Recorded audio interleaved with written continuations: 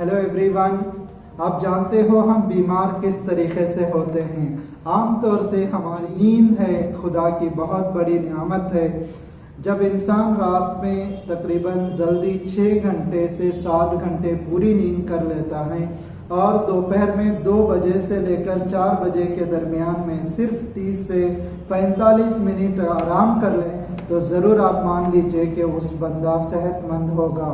जब आज की दुनिया में हम लोग देर से सोते हैं और उठते हैं भी देर से, जब सूरज निकलने से पहले अगर इंसान उठ जाता है तो फिर आप देखिए कि उसकी सेहत हमेशा सेहतमंद और तंदुरुस्त रहने के पूरे इम्कानात होते हैं। और हम लोग रात में भी जागकर हमारी इम्यूनिटी ख़राब कर लेते हैं, ऐसा भी ना हो। दूसरा, जब सुबह में उठ जाते हो, उठने के बाद आपने जो ब्रेकफास्ट जो शुरू करते हैं, आप चाय कॉफ़ी से शुरू करते हैं, सुबह में उठकर आप इस्तेमाल करना आपके लिए बेहतर नहीं है। जब चाय कॉफ़ी में अगर आपने ज़्यादा कैफीन होता है, थियोफिलिन थियोब्रोमीन होता है, तो जिसकी वजह से आपको इम्यून सिस्टम यानी vitamin C connecting to the white blood corpuscles कम हो जाते हैं, जिसकी वजह से इम्यूनिटी कम हो जाएगी। और दूसरा, जो इंसान कॉफ़ी हमेशा इस्तेमाल करेगा, जब भी उठता है तो उसका शुरुआत कॉफ़ी से होता है या चाय से होता है, तो फिर आप देखिए कि आने के दिनों में उसको घुटनों में दर्द हो, जोड़ों में दर्द हो, ये होने का इम्कानात होते हैं। काफ़ी ज़्यादा इस्तेमाल करने से बोन्स में स्टामिना कम भी हो जाएगा और हो सकता है। और तीसरा, जब आपने ब्रेकफास्ट में जब आप पहुंचते हो तो फिर हमने स्टीम्ड राइस केक, जो इडली डोसा जो साउथ इंडिया का फेमस डिशेस होते हैं, तो यही चीज़ हम इस्तेमाल करते हैं आमतौर से ब्रेकफास्ट में। देखो, तकरीबन एक मर्द के लिए 2000 कैलोरीज की ऊर्जा ताकत की ज़रूरत होती है और उसी तरीके से एक औरत के लिए 1500 कैलोरीज की ताकत ज़रूरत है। जब अगर एक इडली में 33 कैलोरीज होते हैं, कितने इडली आप खाएंगे, कितना डोसा खाएंगे, तो फिर आपका ऊर्जा वहाँ तक नहीं पहुँच सकता। आपकी कैलोरीज 1500 यानी 2000 कैलोरीज तक नहीं पहुँच सकते। इसीलिए मैं गुजारिश करता हूँ कि आप ज़रूर ये चीज़ लीजिए, क्योंकि इसमें फाइबर और डाइजेशन भी इजी हो जाएगा। लेकिन हमेशा इडली डोसा अगर आप खाते रहेंगे तो फिर इसमें ताकत कम हो जाएगी। आप कोशिश कीजिए कि आपका ब्रेकफास्ट फलों से हुए। ब्रेकफास्ट जो भी सीजनल फ्रूट्स होते हैं, उस फ्रूट से आप ब्रेकफास्ट करेंगे तो सिर्फ फल ही इस्तेमाल करेंगे तो फिर आपका जो कैलोरीज होता है बहुत ज़्यादा पहुंच जाएगा।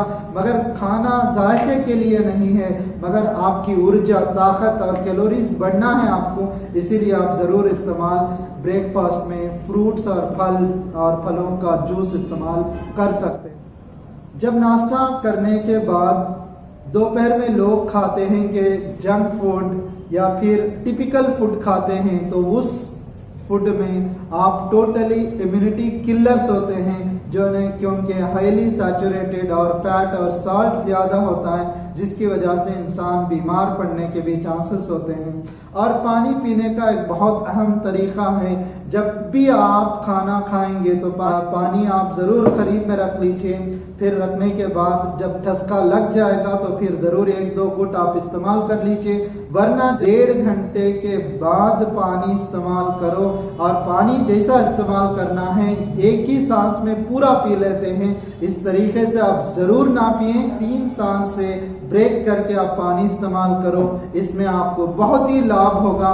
सिर्फ हम देखिए, पानी पीना नहीं है, आप चूस के पानी इस्तेमाल करना है।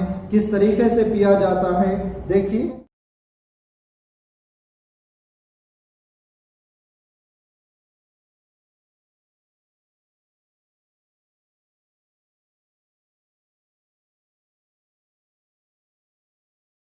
यानी हमने आराम से 3 सांस से पानी पिया।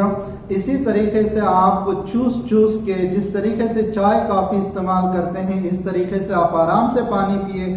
जब इंसान इस तरीके से पानी पिएगा तो फिर कभी भी मोटापन उसको नहीं आएगा, ओबेसिटी उसको नहीं आएगी।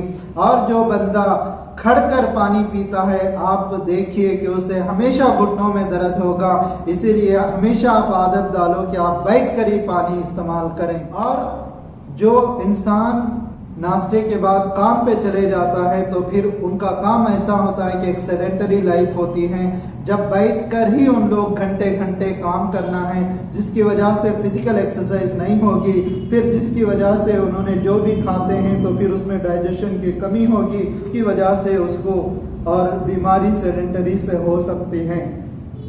जब काम के दौरान जब बंदा अगर चिड़चिड़ापन, गुस्सा, एंगर, इरिटेबिलिटी, ये तो कॉमन है आज की दुनिया में, तो अगर इस बंदा अगर ज्यादा गुस्सा करेगा यानी इरिटेशन होगा, फ्रस्ट्रेशन होगा, तो आप मान लीजिए तकरीबन आपको थोड़ी देर के बाद आप ठीक हो जाएंगे, लेकिन अंदर की ऊर्जा, ताकत 8 आवर्स आपकी इम्यूनिटी कम हो जाती है, तो जिसकी वजह से आपको बीमार पड़ने में आसानी हो जाएगा।